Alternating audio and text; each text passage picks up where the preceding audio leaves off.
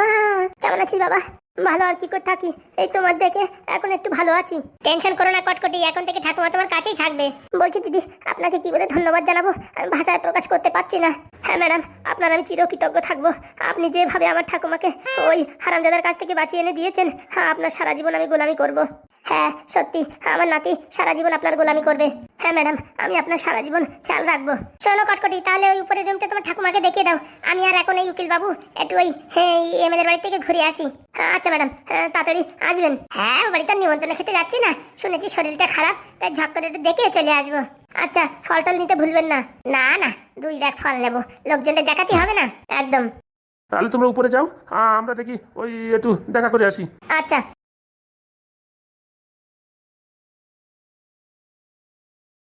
নাতু, বলো ঠাম্মা। বলছি কি, এই বাড়ি যা দেখছি জাঁকজমক করে বানিয়েছে, কত টাকার সম্পত্তি হবে? তা প্রায় 4-5 কোটি টাকার সম্পত্তি হবে। এই সব আমার চাই। সব চাই মানে এই বিষয় সম্পত্তি সব আমি ভোগ করতে চাই। এটা কিরকম করে হবে সে আমি জানি না কিরকম করে হবে, কিন্তু এই সব সম্পত্তি আমি আমার হতে দেখতে চাই।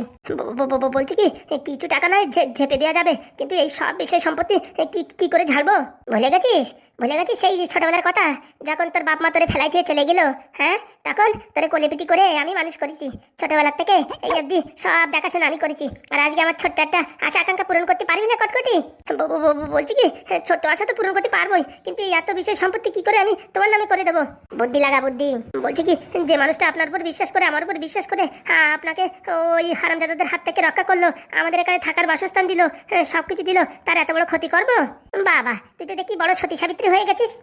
না মানে ঠাকুমা, বলছি কি, অল্প কিছু নিয়ে বিদায় নিলে হয় না? আমাদের দুইজনের মানুষের আর কত টাকার দরকার? এই নাদের বিষয় সম্পত্তি অনেক কিছু বিক্রি করে নিয়ে আমরা এখান থেকে পকার পারো হয়ে গেলে হয় না? সব দরকার আমার, সেই সব সম্পত্তি দরকার। সব সম্পত্তি? হ্যাঁ, তুই পারবি না? হ্যাঁ, তোর এই ঠাকুমার জন্য তুই এই কাজটা করতে পারবি না? ছোটবেলা থেকে এত কষ্ট করে তোর মানুষ করেছি, আর আমার ছোট্ট একটা আশা আকাঙ্ক্ষা পূরণ করতে পারবি না? এটা ছোট্ট আশা আকাঙ্ক্ষা তা কি? হ্যাঁ, এটা মনে কর গুরু দক্ষিণা। তোর আমি ছোটবেলা থেকে মানুষ করেছি, এত তোর মাথায় বুদ্ধি দিছি, ট্যালেন্ট দিছি, আর একটা তুই গুরু দক্ষিণা দিতে পারবি না? দেখছি কি করা যায়। দেখছি জানি না, এই সবকিছু আমি আমার হতে দেখতে চাই। দেখবো খানে, দেখবো ফেকবো জানি না, যা বললাম তাই। আপনাকে তো ঠিক চিনতে পারলাম না। নেন গরম গরম চা ধরেন। আমি হচ্ছে এই বাড়ির, মানে ওই যে দেখলেন না একটু আগে ছিল নারকেল বেগম, তার আর কি একদম নিজের স্বামী। ও দাদা, আপনি ভালো আছেন তো? এই আর ভালো চলে যাচ্ছে। তা চা আপনি বানিয়েছেন? মোটামুটি এই বাড়ির রান্না বান্না সবকিছুর দায়িত্ব আমার হাতে। কই দেন দেখি কিরকম হয়েছে, খেয়ে বলছি। ধরেন। অসাধারণ অসাধারণ, এরকম চা আমার বয়সে আমি কোনোদিন খাইনি। কি বলছেন দিদি? হ্যাঁ ঠিকই বলছি, অনেক জায়গায় থেকেছি, কিন্তু এরকম চা কোনোদিন খাইনি। অমৃত গো অমৃত। কি দিয়ে বানিয়েছেন? ওই আর সেমন কিছু না, একটু আদা দিয়েছি আর একটু গোলমরিচ আর ওই 2টো লবঙ্গ। বললে হবে না, আপনারা তো জাদু আছে। আমি বড় বড় হোটেলে চাও খেয়ে দেখেছি, এরকম সুস্বাদু কোনোদিন পাইনি। কি বলছেন, সবকিছু ঠিকঠাক হয়েছে তো? একদম ঝাক্কাস, মানে নাম্বার 1। এই সবার প্রথমে শুনলাম আমার চা নাকি খুব ভালো হয়েছে। কেন, তোমার গিন্নি কোনোদিন বলেনি? ওসব কথা ছেড়ে দিন, ওসব কথা বলে শুধু মনের কষ্ট দিয়ে কোনো লাভ নেই। বলছে কি, আপনি ফ্রেশ হয়ে নেন, আপনার জন্য আমি খাবার লাগাচ্ছি। না এখন খাবার খাবো না, এই চা খেলাম তো, এখন একটু সিনার করে রেস্ট করে তারপরে 2-3টের দিকে খাবো দেখি। আচ্ছা, তাহলে আমি এখন আসি, বিকেলে রান্নার জন্য তরি তরকারি আবার কাটতে হবে। ও মা, সব কাজ তোমারই করতে হয় নাকি? এবারে চাকরি তো আমি না করলে কে করবে? তুই চিন্তা করো না, আমি হাত পা ধুয়ে আসি, দেখি তোমার সঙ্গে একটু সহযোগিতা করবো, কি করে কি রান্না বান্না করো। না দিদি, তার দরকার হবে না, আমি ঠিক করে নেব। আরে বলে হয়, আমি তো তোমাদের বাড়ির মানুষ মনে করো, এই শুধু বসে থাকি, হাত পা জং ধরে যাচ্ছে, তোমার সঙ্গে একটু হাত বিলিয়ে কাজ টাজ করলে হবে। না আমার গিন্নি আবার জানতে পারলে বকাঝকা করবে। কিচ্ছু বলবে না, আমি তো আছি নাকি। দেখেন, শেষকালে আমারই দোষ হবে, খিস্তি খামারি সব আমারই দেবে। না কিচ্ছু বলবে না, আমি দিদিকে বুঝিয়ে বলবো। ঠিক আছে, আপনি একটু রেস্ট করে নিন, পরে আসবেন, আমি ওইদিকে দেখি কাজকর্ম গুছাই। আচ্ছা, তোমার মতো মানুষ হয় না গো, এত সুন্দর চা বানিয়েছো, আমি তো ভাবতেই পারছি না। আবার কিনে টিনে আনোনি তো চা? না দিদি, আমি নিজের হাতে বানিয়েছি। খুব ভালো। লেবু ছিল না, এরপর যদি একটু লেবু দিতাম না আর একটু বিট লবণ, ও বাবা সেই অসাধারণ হতো। এমনি যা হয়েছে তাই আমি মুগ্ধ। আচ্ছা, তাহলে আপনি রেস্ট করেন, আমি দেখি সব গোছগাছ করি। ঠিক আছে, আগে থেকে রান্না করবেন না, আমি আসবো, দেখবো কি করে রান্না করেন। এত সুন্দর যদি চা বানান, তাহলে রান্না তো অসাধারণ, মাইন্ড ব্লোয়িং হবে। কে জানে, হ্যাঁ রান্না তো করি, মোটামুটি সবাই তো খেয়ে নেয়। না খুব ভালো রান্না করো, আমি খেয়েছি তো, ভালো রান্না করো। তোমার নাতিটা না খুব ভালো, আমাদের ভীষণ উপকার করেছে। হ্যাঁ, ও খুব ভালো, আরো উপকার করবে তোমাদের, দেখবা কদিন পরে তোমাদের ভবিষ্যৎ পুরো একদম উজ্জ্বল হয়ে যাবে। হ্যাঁ, সে তো আমি জানি। ঠিক আছে, রেস্ট করেন। আচ্ছা, বলছি কটকটি, আমাদের কথাগুলো শোনেনি তো? না উনি একটু কানে কম শোনে। সত্যি বলছিস তো? যদি শুনে থাকে তাহলে কিন্তু এই পৃথিবীর বুকের থেকে সরাই দিতে হবে। না শুনলি পারে মুখের ভাব দেখলি বোঝা যেত না। তা ঠিক বলেছিস, কিন্তু আমার সন্দেহ শুনে ফেলাইছে মনে হয়। তুই আমার আগেতে বলবি তো এই বাড়ি কে কে থাকে? আমি তো ভাবছি বাড়ি পুরো খালি। আরে না না ঠাকুমা, শোনেনি কিছু, তুমি টেনশন নিও না। বলছি ঠাকুমা, চাটা কেমন হয়েছে? খুব ভালো। এই চ্যাটের চা মানুষই খায়, ও তো এর প্রশংসা করার জন্য বলিছি। তুমি শুধু শুধু আমার রান্নার কাছে যাবা কিসের জন্য? হ্যাঁ শোন রে, এই বিষয় সম্পত্তি সব হাতাতে গেলি নারকেল বেগমের মন জয় করতে হবে না। আরে বুড়ো ঢ্যামনা কি রান্নবে, তারপরে কেন লাস্টে আমার না খাইয়ে উপোস থাকতে হয়? তার জন্য কাছে থাকলে আমার মন মতন তো অন্তত রান্না করতে পারলাম, বুঝেছিস? আর নারকেল বেগমও দেখবে সংসারে তাল ঝোল করে উঠিছে, তখন আমাদের উপর বিশ্বাস করবে, বুঝতে পারিস? ও নিয়ে চাপ নেই, এমনি আমাদের উপর খুব বিশ্বাস করে। ঠিক আছে, যা আমার রুমটাই আমার ব্যাগপত্র নিয়ে যা। কোথায় রেখেছো ব্যাগপত্র? বারান্দায় আছে। আচ্ছা তুমি উপরে যাও, আমি সব ব্যাগপত্র নিয়ে যাচ্ছি। ঠিক আছে। বলছি বৌমা কেমন আছো? আছি ভালো। কাকা বাবা কেমন আছো? বলছি ফুটো কাকারে দেখছি না যে। আর বলিস না, কালকের সেই বাসি রুটি খাইয়ে তোর কাকার সেই ফুস পায়খানা হয়েছে, 5 মিনিট পর পর সেই দৌড়চ্ছে। হ্যাঁ কি বলছেন? হ্যাঁ পাতলা পায়খানা হয়েছে? আর বৌমা তোমার সামনে আর কি বলবো, সে বিধিখিস্তি ব্যাপার। বলছি পায়েল, হ্যাঁ বৌমা কেমন আছো? ভালো আছি। বলছি মা, আসতে কোনো কষ্ট হয়নি তো? না না, কিসের কষ্ট? আপনার ছেলে যে আমারে ওই হেলিকপ্টারে করে আনিছে। কি বলছো পায়েল? আর সবাই প্রণাম করো, সবাই আমার প্রণাম নেবেন। আচ্ছা মা। হ্যাঁ ভুটে নমস্কার দিতে পারলাম না, মাঝে একটু ব্যথা পাইছি তো, হেলিকপ্টারে একটু ঝাটকা লাগিয়েছে তো, তাই মাঝে একটু খোট লাগার মতন হয়েছে, তাই একটু ভুটে নমস্কার দিতে পারলাম না, মানিয়ে গুছিয়ে নেবেন। আরে বাবা তুমি হচ্ছে আমাদের নিজেদের মেয়ের মতন, হ্যাঁ তোমার সাথে আমরা কি কোনো খারাপ ব্যবহার করবো নাকি? বলছি কাকা, আগের থেকে বলে দিচ্ছি আমি কালকে সকালে কিন্তু আমার বাপের বাড়ি যাব। ও মা, এই কি কথা, আসতে পারলে না? কালকে সকালে বাপের বাড়ি যাব মানে? আমার বান্ধবীর বিয়ে, ওখানে না গেলে হবে না। বান্ধবীর বিয়ে? কোন বান্ধবী? বলছি মা, আজকেই তো সবে মাত্র আসলে, 2-4 দিন থাকার পরে যেতে। না না, বান্ধবীর বিয়ে, সেখানে আমার থাকতেই হবে, ওর জন্যই আসা। বলছি 2 দিন পরে গেলে হতো না? বিয়ের তো এখনো 1 সপ্তাহ আছে। তোমার আমি কি বলছি আসার সময়, আমার কোনো কাজে বাধা দেবা না, এখন হাসি মুখে থাকতে দাও, নাকি আমার মুখ কালো করে ঝগড়া করাতে চাও? না না ঠিক আছে। বলছি কি কোন রুমই থবো? এই লাগেজগুলো মাথা যে যন্ত্রণা করে যাচ্ছে, তখন থেকে মাথার উপরে এরকম ধরে রয়েছি। আরে বাবা নতুন করে কি বলতে হবে, আমার রুমে রাখবে যা, সেটা তো সেই সময় বললেই হতো, এতক্ষণ দাঁড়ায় থাকা খালি খালি না। যা যা সাবধানে রাখিস। হ্যাঁ ওর ভিতরে আমার চুরি টুরি আছে, কাঁচের জিনিস আছে, ভেঙে যাবে কিন্তু ঠাকুরপো, ভালো করে রেখো। ও নিয়ে বৌদি টেনশন করবো না, এর আগে কুলির ব্যবসা অনেক করেছি, কোনোদিন কারোর কোনো ক্ষয়ক্ষতি হয়নি, আর তোমার কি ক্ষয়ক্ষতি হবে? আচ্ছা ঠিক করে রাখো। বলছি চলো হাত পা ধুয়ে নি, খাওয়া দাওয়া করে নিলেই হবে। কি হচ্ছে বৌমা, মুখটা কালো করে দিলে যে? বলছি বাবা, আমার একটা বিষয় সন্দেহ। সন্দেহ মানে? বলছি আপনার ছেলে মাসে কত টাকা ইনকাম করে?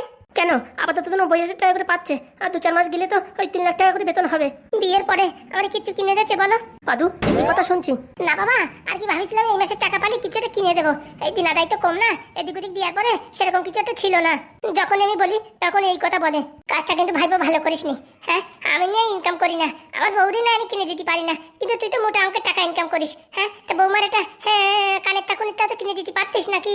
একদম ভালো করিসনি পাদু। আচ্ছা বাবা, এই মাসের পেমেন্ট ঢুকলি কিনে দেবো। এর যেন কোনো ভুল না হয় মনে রাখিস। হ্যাঁ বৌমা এত বড় একটা কথা বললো, তোর তো বোঝা উচিত নাকি? আর বলবেন না বাবা, হ্যাঁ কতদিন থেকে বলছি কিছু একটা কিনে দাও, কিচ্ছু কিনে দেয় না, ভীষণ কিপটে।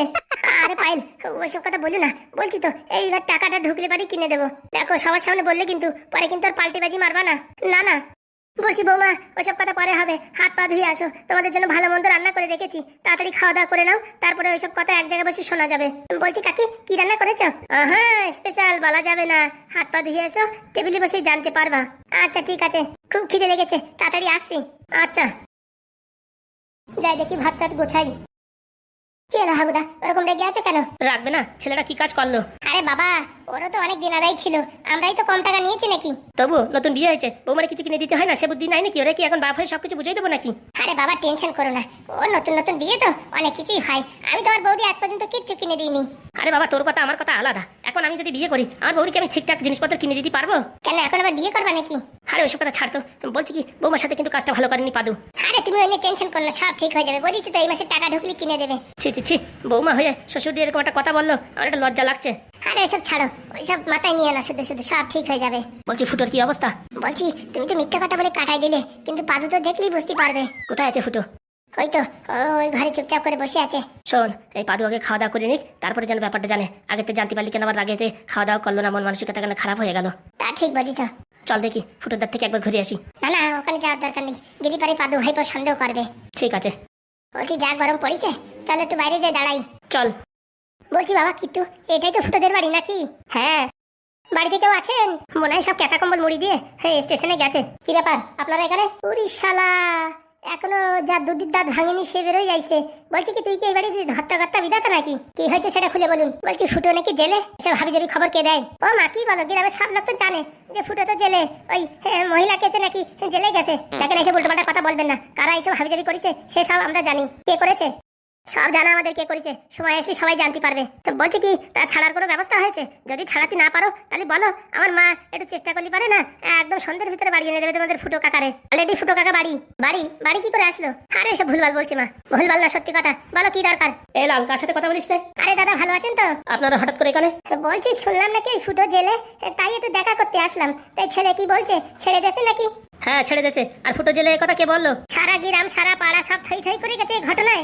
ভালো কথা তো ছড়াবে না, খারাপ কথা ফালতু ফালতু ছড়াই দেয়। আর কে যে এই কাজ করেছে সে আমরা জানি, সময় মতন আসলি তারে তোর মতো প্যারেড দেওয়া হবে। ও সে আমার জানা কে এই কাজ করেছে। কে করেছে বলেন দেখি? কে আবার করবে, নারকেল বেগম ছাড়া আর কে? একদম ঠিক, ওরে আমি ছাড়বো না, সুযোগ পাই না ভালো করে হামন্দিস্তা দিয়ে ঘষে দেবো। তার সুযোগ পাবা না তোমরা, কদিন পরে শুনতেছি নাকি এমএলএ হয়ে যাবে। কোনোদিন হতে পারবে না, ওইরকম দুশ্চরিত্র মহিলা যদি এমএলএ হয় না, গ্রামগঞ্জে মানুষ আর কেউ বসবাস করতে পারবে না। একদম ঠিক কথা, আমিও তো এই কথা বলি, আমার কথা কেউ বিশ্বাস করে না। ওসব কথা ছাড়েন, আমার বাড়ি এখন ছেলে বৌমা আইছে, কি কথা আছে তাড়াতাড়ি বলেন, বলি এখান থেকে বিদায় নেন, এখন আমাদের সময় নেই। ও বাবা, ছেলে বৌমা মানে ওই পাদু আইছে নাকি? হ্যাঁ। তাহলে তো আমরা ভালো সময় এন্ট্রি মারিছি। বলিস এই পাদুর বিয়ে তো নিমন্ত্রণ করো নাই, আর এই ফুটো জেলের থেকে ছাড়া পাইছে, শরীরে কমজোরি আছে, তাই আমরা এই কটা ফল টল আনিছি, এইগুলো নিয়ে যদি একটু গ্রহণ করতেন তাহলে আমরা বড় উপকৃত হতাম। আমাদের এইসব হাবিজাবি কিচ্ছু দরকার নেই। হ্যাঁ ওইসব ফল ফলাদি লাগবে না, আমরা কি একদম গরিব নাকি যে ঠেকাই পড়েছি মানুষই দিলি তাই খাবো? আরে বাবা না না, আমরা ভালোবেসে এনেছি। হ্যাঁ একদম প্রীতির ভালোবাসা। দেখো ফালতু কথা না বলে এখান থেকে চলে যাও। আরে বাবা, আমার স্বামীর তো শরীরটা খুব খারাপ, কোমায় চলে গেছে, তা তোমরা জানার পরেও একবার ভুলুক দিয়ে দেখতে আসলে না।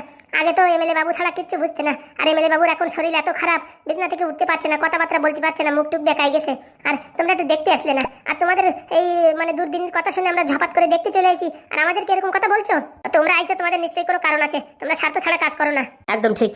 এই কিরকম কথা বলছো বাবা, আমরা আর আগের মতো নেই। ওই যে আমার স্বামীর শরীরটা খারাপ হওয়ার পরের তে আমরা এখন ভদ্র হয়ে গেছি। হ্যাঁ, যেখানে শুনি মানুষের বিপদে আপদে পড়েছে সেখানে গিয়ে আমরা হাজির হচ্ছি। হ্যাঁ সে কি জন্য হাজির হচ্ছে সে আমাদের জানা আছে। ওইসব ভুলভাল ভাববেন না।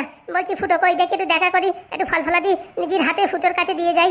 ওইসব ফল ফলাতে আমাদের দরকার নেই, নিজের স্বামীর শরীর ভালো না, তারে যাই খাওয়ান, কদিন পরে ভোট, সে সময় কাজে লাগবে, তাড়াতাড়ি সুস্থ না হয়ে উঠলে ভোটে কি করে লড়াই করবে?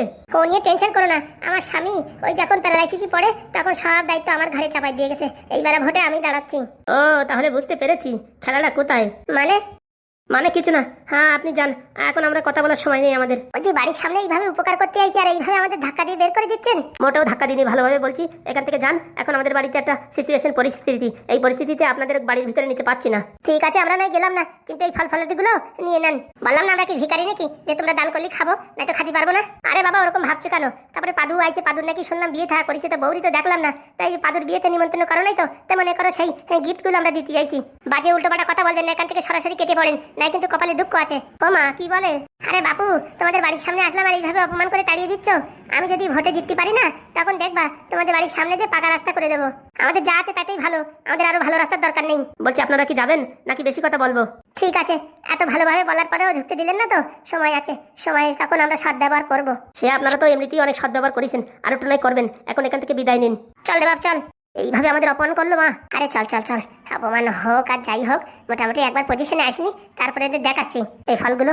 চলো এই গাছতলা বসে তুই আর আমি অর্ধেক খাইয়ে আর অর্ধেক নিয়ে যাবানি, চলো। সব শয়তানি বুদ্ধি নিয়ে আইছে। সেসব আর বলতে আমি সব তো বুঝতে পারিছি, সব একটা শয়তানের বাসা। বলছি হাগু কাকা, এরা যদি ভোটে যেতে না তাহলে কিন্তু আমাদের কপালে দুঃখ আছে। কিছু একটা করতেই হবে, পাদু আইছে তো, কিছু একটা প্ল্যানিং করে এদের এই প্ল্যানিং সব নষ্ট করে দিতে হবে। পাদু দা আবার কয়দিনের ছুটি, এই কয়দিন থাকলে তো মোটামুটি এদের ভালো করে সাহিত্য করে দেওয়া যেত। আজকে রাত্রি ছোট্ট করে একটা মিটিং করতে হবে, এরা উঠে পড়ে আমাদের গ্রামের থেকে তাড়ানোর ব্যবস্থা করবে, বুঝতে পারিস? আমাদের সেইভাবে সতর্ক হয়ে চলতে হবে। একদম ঠিক বলিস, পাদু দাঁড়ে তো এই কথা বলা হয়নি। খাওয়া দাওয়া করে নি, তারপরে সবাই মিলে একটা আলোচনা করলে হবে না, কি বলিস? একদম ঠিক বলিস। চল দেখি খিদে লেগেছে, খাওয়া দাওয়া করে নি। চলো।